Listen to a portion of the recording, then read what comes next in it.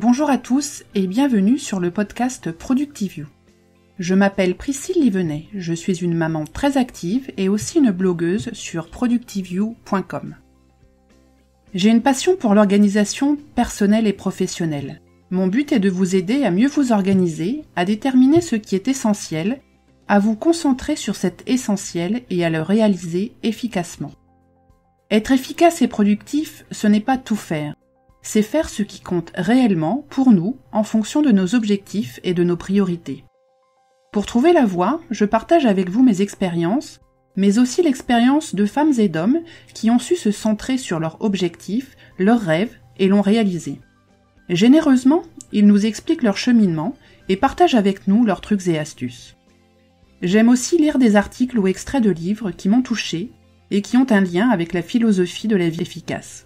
Voilà, c'est tout cela le podcast ProductiveYou et j'espère que vous passerez de bons moments en ma compagnie.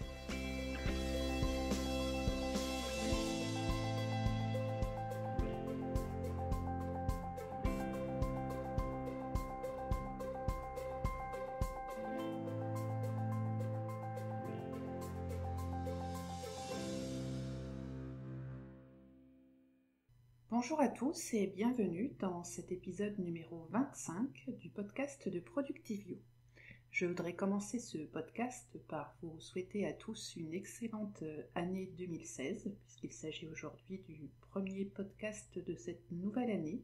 Et je voudrais surtout vous souhaiter beaucoup de santé, parce que c'est ce dont on a le plus besoin actuellement, puisque même si on a l'argent ou le temps ou une belle maison, si on n'a pas la santé, comme vous le savez tous, c'est un peu plus difficile. Et puis je voudrais aussi vous souhaiter de passer d'excellents moments avec vos proches. J'en ai parlé dans un de mon tout premier post de l'année 2016.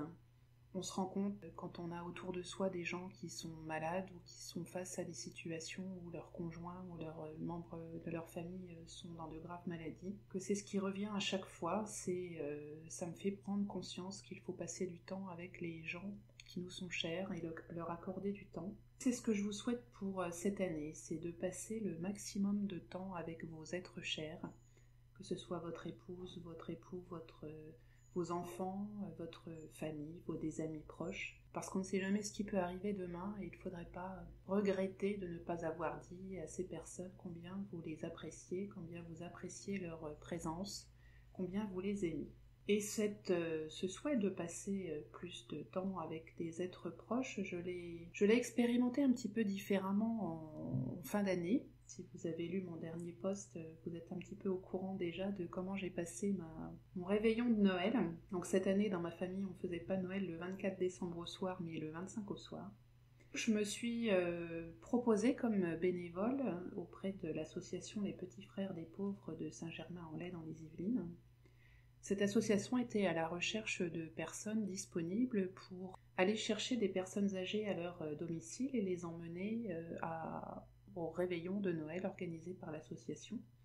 Et puis ensuite, il fallait donc les ramener à leur domicile. Je me suis rendue sur les lieux de l'événement et on m'a déjà demandé d'aller emmener un colis de Noël pour une dame âgée qui ne pouvait pas se déplacer et donc qui ne pouvait pas être présente à ce dîner.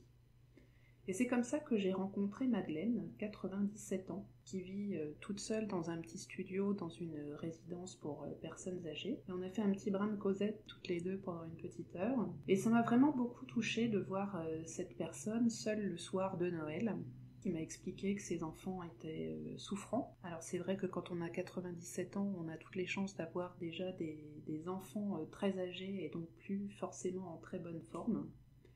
Madeleine, elle, avait l'air en pleine forme, elle en tout cas, ou relativement bien. Ça m'a beaucoup touchée de passer ces petits instants avec elle, même si c'est pas grand-chose. Je suis restée une petite heure avec elle.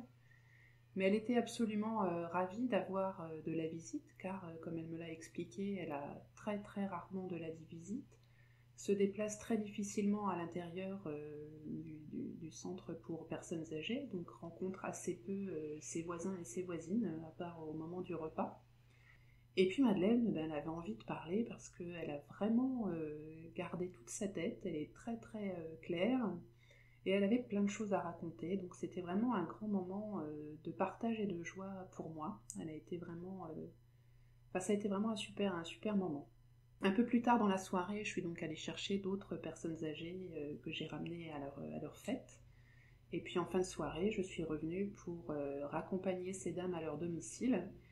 Et ce qui m'a profondément touchée, c'était leur gratitude, parce que pour moi, c'était juste offrir 1 heure ou 2 de mon temps, et pour elles, c'était avoir la possibilité de quelqu'un qui vienne les chercher chez elles, qui ensuite puisse les raccompagner, ce qu'elles n'auraient pas pu faire, elles n'auraient pas pu assister à ce dîner s'il n'y avait pas eu des volontaires. Et elles étaient donc, se confondaient en remerciements, et ça m'a énormément touchée. Et j'ai vraiment pris conscience que pour moi, c'était vraiment que quelques petites heures dans une année, quelques heures dans une journée, mais que pour ces personnes, ça représentait vraiment beaucoup, beaucoup. Et c'est, je pense, le temps, une denrée de plus en plus rare.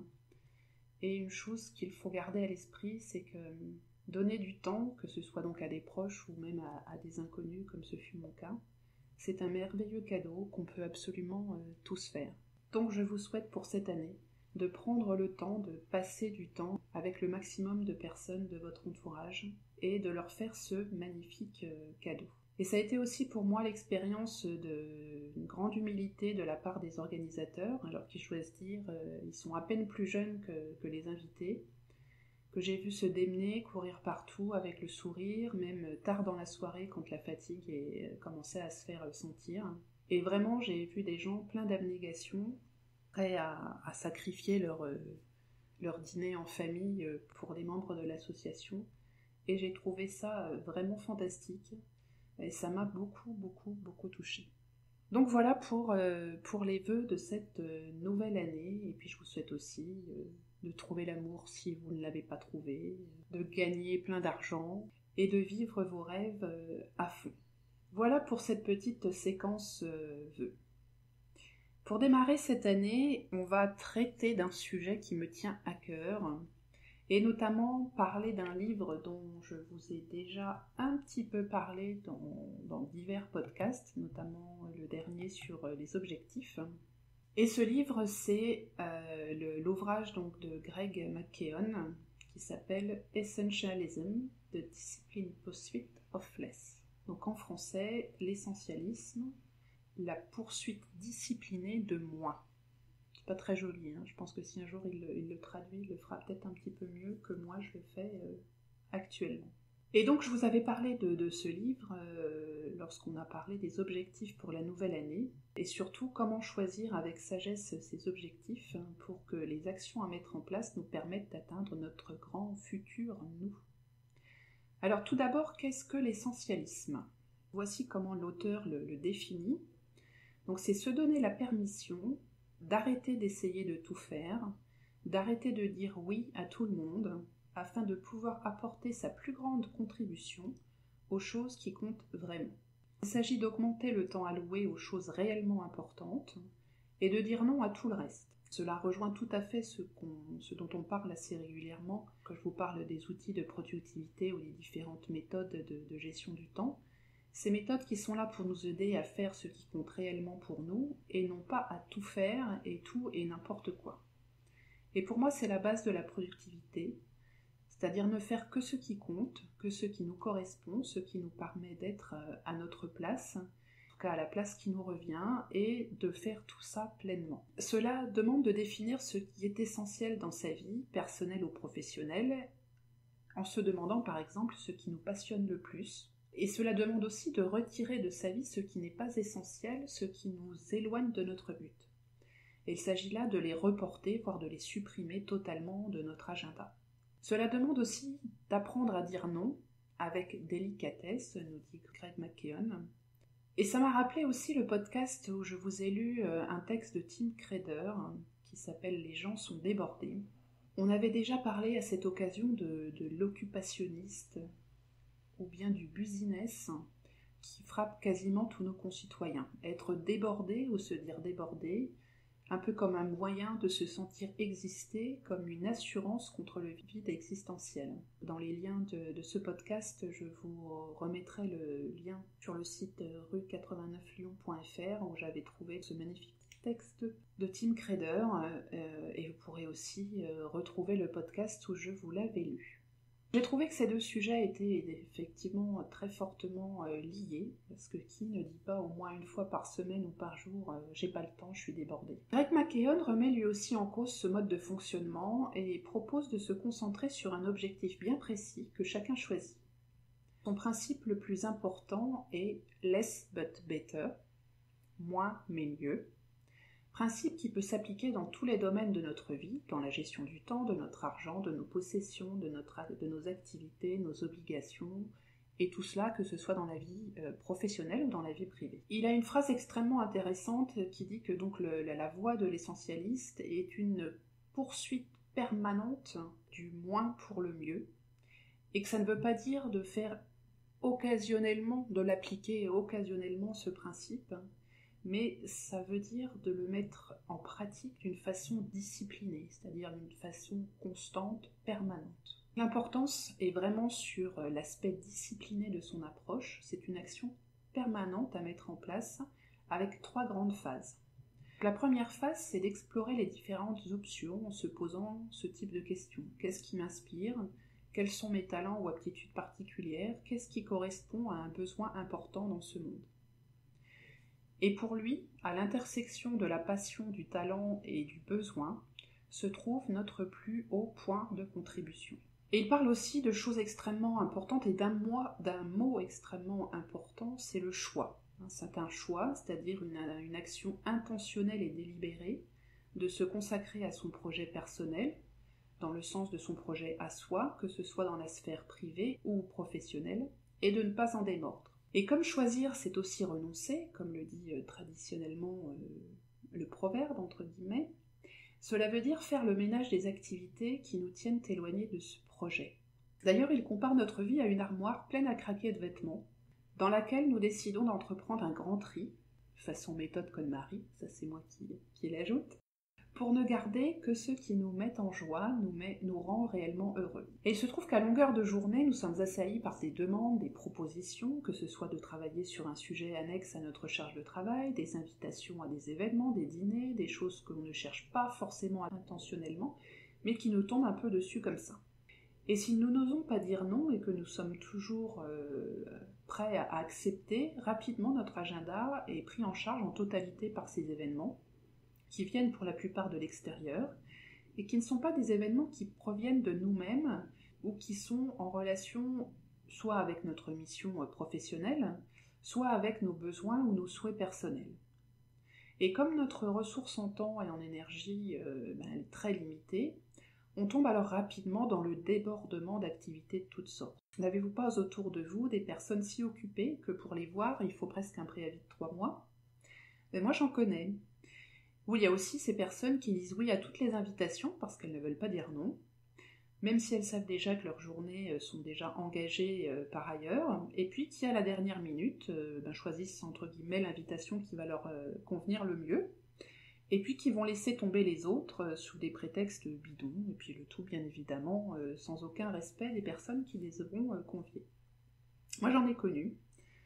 Ils font plus partie du cercle de mes amis, fort heureusement. Et c'est des attitudes qui sont, pour ceux qui les subissent, assez détestables, je dois dire. Dans le livre The Essentialism, Greg McKeown nous aide à faire le tri entre ce qu'il appelle « the trivial many and the vital few », c'est-à-dire entre les nombreuses activités triviales ou futiles, et puis les quelques activités qui sont vraiment vitales ou essentielles. Et pour cela, il nous donne 7 clés. Donc la première, on en a un tout petit peu parlé, c'est le pouvoir du choix. Dans tous les domaines de notre vie, nous avons le choix. Et même quand nous tentons de croire que le choix n'existe pas, il existe toujours. Il existe, mais il a des conséquences, et ces conséquences, on n'est pas toujours prêt à les assumer. Alors on se cache un peu derrière la sempiternelle phrase « je n'avais pas le choix » ou « je n'ai pas le choix ».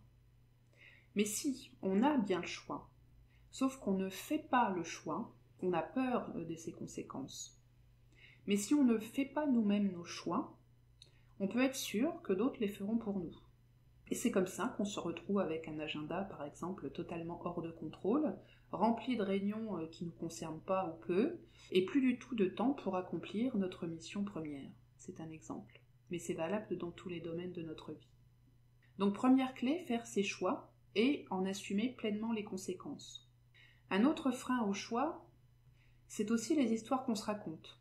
Du genre, si je refuse de travailler ce week-end sur ce dossier, plutôt que de passer du temps avec mes enfants, je vais me faire virer ou mal voir. Mais en êtes-vous vraiment sûr que vous allez vous faire virer ou mal voir? Ou est-ce juste une histoire que vous vous racontez pour vous donner bonne conscience et ne pas assumer vos propres choix? Au sujet du choix, Greg McKeown nous donne une petite phrase extrêmement intéressante. Il dit: pour la première fois, littéralement, un nombre important et rapidement grandissant de personnes ont des choix. Et pour la première fois, ils ont besoin d'apprendre à gérer ces choix et à se gérer eux-mêmes. Et notre société est totalement impréparée pour cela. Et nous ne sommes pas préparés à faire ces choix parce que pour la première fois, la grande quantité de ces choix et leur prépondérance a totalement dépassé notre capacité à gérer ces choix. J'espère que je suis assez claire. J'ai fait une traduction littérale d'un texte que j'ai sous les yeux en anglais. J'aurais peut-être dû préparer un petit peu plus à l'avance pour que ce soit plus clair. Donc ce premier point, c'est l'importance du choix que l'on doit faire nous-mêmes en fonction de nos attentes. Deuxième clé, la force du focus ou de la concentration. Au lieu de nous éparpiller dans des dizaines de sujets différents, prenons-en un et menons-le au bout. On est tous adeptes de cette mauvaise habitude où on commence un truc, et puis on a une autre idée, donc on passe à autre chose, et puis avant qu'on s'en rende compte, nous voilà avec 10 sujets ouverts. Alors c'est valable dans la vie personnelle, mais c'est tout à fait la même chose au bureau. On commence à travailler sur un dossier, on s'est mis une petite to-do list, et puis hop, on est interrompu. On accepte cette interruption qui nous amène sur un autre dossier, et puis d'une interruption, on en arrive à une autre, et ainsi de suite. Et en fait, à la fin de la journée, on a juste le sentiment d'avoir tout commencé et puis surtout rien terminé, et on est extrêmement frustré. L'essentialiste, lui, va prendre les sujets un par un, et il va aller au bout de ces sujets un par un. Alors il sera peut-être un peu considéré comme une personne rigide, mais au final, il portera ses projets importants au bout. Et je dis bien ses avec SES, et pas ceux qu'on aura tenté de lui refiler. On le voit particulièrement dans le monde professionnel, vous avez vos sujets, vos priorités, et puis il y a tout un tas de gens qui arrivent autour, qui n'ont pas envie de traiter des questions qu'on leur a données, qui se disent « je pourrais bien le déléguer à Pierre-Paul Jacques », et puis c'est comme ça que vous récupérez des sujets si vous n'y prenez pas garde. L'essentialiste, lui, va apprendre à refuser la pression sociale ou professionnelle qui nous pousse dans toutes les directions à la fois pour choisir et se concentrer sur la seule direction qu'il aura lui-même choisie. Il va donc poser ses propres limites et se battre farouchement pour que ces limites soient respectées. Et bien souvent, une personne qui a fixé et qui fait tenir ses limites impose le respect autour d'elle.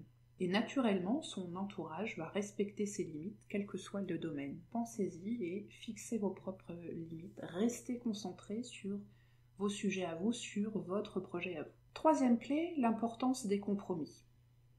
L'essentialiste va toujours chercher à peser le pour et le contre de chaque nouvelle proposition et voir quel compromis cela va engendrer. Il sait que s'engager à faire quelque chose revient à mettre son agenda en tension, notamment par rapport aux choses les plus importantes qu'il veut faire. Il va donc faire un calcul méticuleux à chaque fois qu'on va lui faire une nouvelle proposition et voir s'il va accepter ou refuser cette nouvelle proposition, s'il va accepter de renoncer à quelque chose ou à mettre en tension son agenda pour faire une nouvelle chose. Quatrième clé, la valeur des critères extrêmes. Alors Greg McKeown cite une expression bien connue empruntée à Derek Sivers, qui est un intervenant bien connu dans les Tech Talks. Si jamais vous suivez régulièrement la chaîne TED, vous l'avez déjà certainement vu intervenir. Et donc ce Derek Sivers dit, alors je vais commencer en anglais, je vais vous le traduire, c'est assez simple. If it's not a clear yes, then it is a clear no. Donc c'est-à-dire si c'est pas un oui franc, alors c'est un non franc. Et c'est cette question qu'on doit se poser face à toute nouvelle proposition. est-ce que je veux vraiment, réellement ce nouveau boulot? Est-ce que je veux réellement aller à ce dîner? Et c'est vraiment quelque chose qui doit venir un peu des tripes, en fait. C'est un oui massif, on veut que ça. C'est pas un oui tiède, oui peut-être moins, je sais pas, peut-être on verra. Non, c'est pas ça. Si c'est oui, mais c'est oui à 300%. Sinon, eh bien c'est non. Et donc en appliquant des critères extrêmes de sélection, on laisse plus parler ses tripes, ses émotions. Et donc si on ne crie pas vraiment oui, c'est juste un petit moins, et bien alors on va dire que c'est un grand non. Il suggère aussi d'écrire l'opportunité qu'on nous propose, un nouveau job par exemple. Donc on écrit cette proposition, on va définir pour cette option une liste de 3 critères minimum, sur lesquels cette option elle va être ciblée. On va voir par rapport à ces 3 critères si ça rentre bien dans les cases, et puis si effectivement elle passe cette opportunité, cette proposition, elle passe ces 3 critères de façon positive, alors oui, on va peut-être pouvoir la considérer. Un 4e point, des critères extrêmes. 5e point, il parle du rôle du journaliste. Greg McKeown considère qu'un essentialiste est un journaliste de sa vie. Et un journaliste, il ne fait pas que s'en tenir à ce qu'il voit, pas toujours qu'aux faits, il cherche une explication à ces faits. Et de même, l'essentialiste va chercher à donner une explication aux faits de sa propre vie. Et non pas, il ne va pas chercher l'explication des autres, l'explication que d'autres voudraient lui donner. Il fait ses choix selon ses critères et selon ses objectifs, et il ne se laisse pas dicter par d'autres ce qu'il faudrait, devrait ou pourrait faire. 6e point, le pouvoir de la clarté. Selon Greg McKeown, un essentialiste laisse filer 90% des opportunités qu'on lui présente pour n'en retenir que 10%. Et ce, au prix d'une longue réflexion et de questions pertinentes et de compromis, pour être certain que les 10% restants correspondent bien à ses attentes, à ses projets, à son intention. Et cela ne peut être obtenu qu'au prix d'une très grande clarté sur où l'essentialiste veut mener sa barque. On en revient à des sujets qu'on a déjà abordés, notamment dans la partie des objectifs. C'est qu'effectivement, si on ne définit pas très clairement la cible, l'objectif, le futur, nous, et si on se laisse porter par le vent, on va se laisser porter par le vent. Mais on ne sait pas du tout où cela va nous mener. Par contre, un essentialiste, lui, il va aller fixer sa direction, et puis après, il va tenir la barre pour y aller. Ça ne veut pas dire que le chemin sera tout droit, et si vous avez déjà fait de la voile, par exemple, vous savez très bien que des fois, il faut louvoyer avec le vent pour pouvoir emmener sa barre où on veut. Néanmoins, on sait où on va, on garde le cap, on est hyper clair dans sa tête, tout ça est bien écrit, clair, on le revoit régulièrement, et par conséquent, toutes les options qu'on va pouvoir nous présenter, on va pouvoir les évaluer par rapport à nos propres critères et par rapport à notre objectif. 7e et dernière clé, le pouvoir du non. On en a parlé un tout petit peu en introduction, on a souvent peur de dire non. On a peur de blesser, de se faire mal voir, c'est pas possible, on dit pas non. Donc on dit oui à tout et à n'importe quoi. Puis c'est des petits oui mous, parce qu'on n'est pas motivé. Et pourtant, d'après Greg McKeown, le non a un pouvoir libérateur, parce qu'il va nous libérer du temps. Fatalement, si on n'accepte plus toutes les propositions, toutes les invitations, on va gagner du temps. Et on va libérer aussi de l'énergie pour se concentrer sur nos choix, sur les choix qu'en tant qu'essentialiste, on aura fait en pleine conscience. Et ces choix, que ce soit des choix professionnels sur son travail, sa famille, sa passion, etc., etc. Ce non, il va nous libérer. Alors il donne dans son livre que je vous conseille, dont je vous conseille fortement la lecture, alors je ne l'ai pas encore vu traduit, si vous ne lisez pas l'anglais, c'est sûr que c'est un petit peu plus compliqué. Il donne un certain nombre d'exemples pour dire non de façon, comme il dit, délicate ou gracieuse, et pas en étant trop rustre ou trop rude avec son entourage. Et quand on l'applique, on se rend compte qu'effectivement, d'une part, on n'a pas besoin de justifier son non, quel que soit le sujet, et puis qu'on peut tout à fait dire non à tout un tas de choses sans se mettre tout le monde à dos, et que cela participe à consolider les limites que l'on aura mis dans les différents secteurs de notre vie. L'auteur insiste aussi beaucoup sur la nécessité de se mettre à l'écart du monde bruyant pour penser, pour méditer et réfléchir à ce qui est essentiel pour soi. Il conseille même de se prendre une journée tous les 3 mois, couper des réseaux sociaux, à la limite on va à la campagne ou sur une île déserte si on en a une à proximité, pour tous les 3 mois réfléchir à ce qu'on veut faire dans les 3 mois suivants, les 2-3 choses essentielles que l'on veut faire dans les 3 mois suivants qui vont nous emmener vers notre grand objectif. Et pendant cette journée à l'écart du monde, entre guillemets, le but c'est de refaire un bilan de ce qui s'est passé au cours des 3 mois précédents, d'en tirer les leçons et d'avancer. Donc c'est vraiment quelque chose de très important pour Greg McKeown. Il parle aussi beaucoup de la protection de notre bien le plus précieux, c'est-à-dire notre corps, notre santé, notre esprit, par tous les moyens possibles, que ce soit par faire du sport, faire attention à son alimentation, alimenter son esprit, méditer, etc. Et c'est lui aussi un grand fan des petites avancées, c'est-à-dire des petits pas, des baby steps, comme on en a déjà parlé dans plusieurs podcasts. C'est la force des petits pas. Et il dit une chose très intéressante, donc là pareil je vous fais une traduction en direct live. Il dit donc l'essentialiste, au lieu d'essayer de tout accomplir et une fois pour toutes, au contraire, l'essentialiste commence petit et célèbre ses progrès. Et au lieu d'aller pour la grande victoire flashy, qui n'a pas vraiment d'importance, l'essentialiste, lui, poursuit des petites victoires simples dans les domaines où c'est essentiel. Et là, donc, il rejoint aussi le courant de la routine, des gens qui prônent des routines dans nos vies quotidiennes.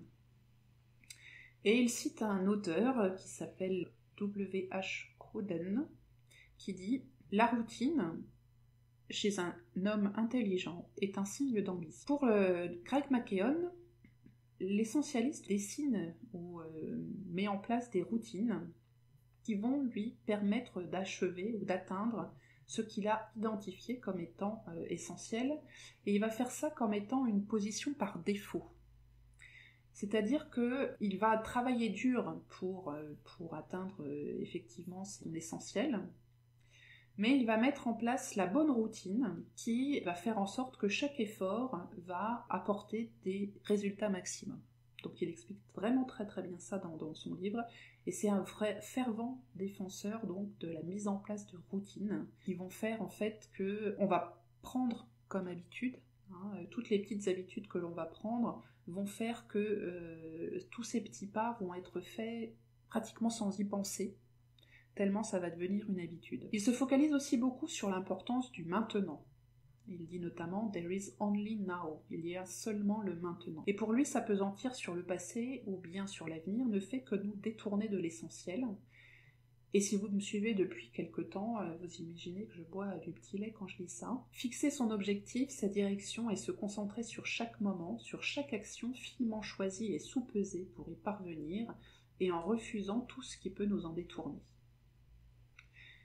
Il insiste beaucoup sur le fait de faire des pauses, on en a parlé tout à l'heure, de respirer, d'évaluer les options, de garder le cap en restant dans le moment présent. Voilà encore un point de vue, le point de la vie, de l'essentiel. Et le but de tout cela, c'est que ça devienne vraiment une seconde nature, un mode de réflexion et d'action permanent dans tous les aspects de notre vie. Donc voilà ma vision en tout cas de ce magnifique livre de Greg McKeown, Essentialism. Je vous recommande fortement, chaudement cette lecture, si vous pouvez lire l'anglais. J'espère que prochainement il aura l'idée de le traduire en français, parce que c'est vraiment un livre extrêmement intéressant, plein de, je dirais pas de conseils, parce que forcément il y a des conseils, mais il y a vraiment une démarche intellectuelle qui fait que chacun peut se l'approprier, le faire vraiment sien, et puis trouver des façons de l'appliquer rapidement dans sa vie et de façon très efficace.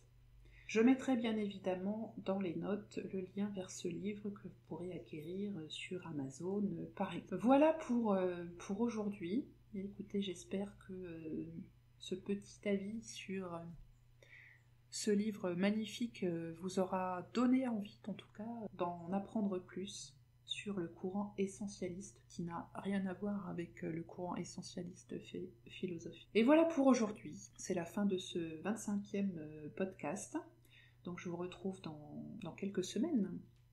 En attendant, vous pouvez aller consulter les articles de Productivio donc sur productivio.com. J'ai récemment mis en ligne la toute dernière version finale de mon e-book Mes objectifs 2016. Donc cette version a été fortement complétée puisque j'y ai déjà décrit un peu plus en détail la méthode pour se fixer des objectifs. Alors, c'est une méthode, il y en a plusieurs. J'espère seulement qu'elle puisse vous donner des pistes pour trouver celle qui vous convient le mieux. Et donc je me base bien évidemment sur les objectifs Smarters dont on en a déjà parlé dans plusieurs différents podcasts. Donc au-delà de la méthode, je vous donne aussi quelques exemples pour poser ces objectifs de façon simple, spécifique, achevable, etc. Et j'ai créé en plus un petit workbook, c'est-à-dire un certain nombre de supports pour vous aider à avancer dans cette démarche. Premièrement, vous avez un certain nombre de questions pour faire votre bilan de l'année précédente. Et ces questions sont assez pertinentes, je dois dire. Je les ai glanées à droite à gauche et je les ai compilées pour que ça soit relativement complet. J'ai ajouté aussi une roue de la vie que j'avais vue dans plusieurs documents et plusieurs livres qui permet un peu d'évaluer les grands axes de notre vie tels qu'on souhaiterait les voir et tels qu'ils sont aujourd'hui. J'y ai ajouté aussi des fiches vierges pour les objectifs, donc 10 fiches. Des fiches pour faire le bilan de vos objectifs, des bilans trimestriels au minimum, des questions pour faire votre bilan. J'ai ajouté aussi des fiches de suivi mensuel pour vos différents objectifs, pour que vous puissiez cocher au fur et à mesure des mois ce que vous avez pu réaliser. Voilà, donc vous allez trouver tout ça dans ce e-book totalement à jour. Donc si vous êtes déjà abonné sur le site Productivio, vous avez déjà reçu le lien dans votre boîte mail.